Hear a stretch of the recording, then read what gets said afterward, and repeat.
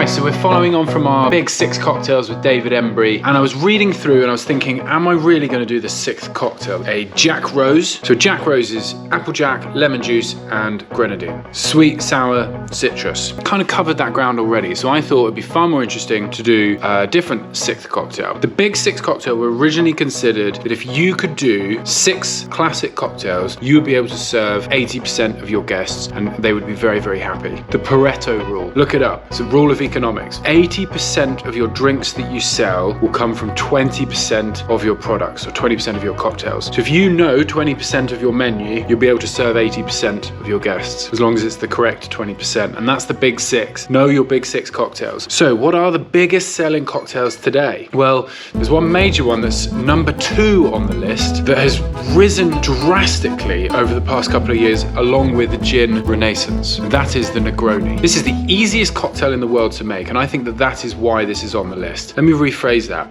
It's the hardest cocktail to get wrong, and yet so many people get it wrong. I do not understand. I don't want to see any of this, or any of this. Okay? It's very simple. It's 3 ingredients: gin, Campari, sweet vermouth, orange zest. Some people like an orange wedge. I like an orange zest. It's an aromatic thing. Equal measures, pour it all in a glass, over ice, no stirring, no straining, no nonsense. So simple. So the Negroni is the 2nd largest selling classic cocktail. I find that unreal, especially as it's so easy to make. You can make it at home, and this is the 2nd largest sold in cocktail bars. Quick shout out for my wonderful friends over in Basel in Switzerland making this fantastic gin. Ingenious.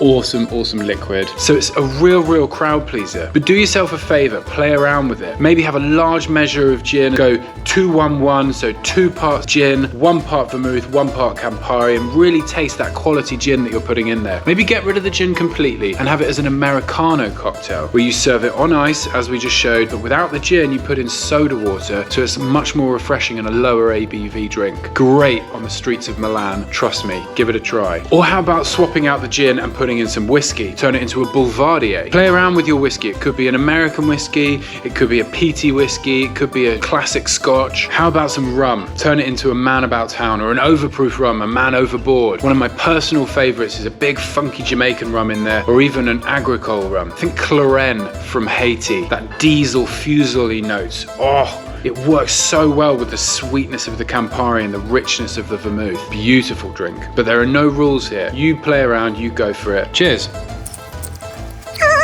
Lovely stuff. 2nd largest selling classic cocktail in the world though. I don't get that. Let me know in the comment section below what you think works best in a Negroni, favourite twists, favourite variations upon it. Thanks for watching, and I'll see you next week.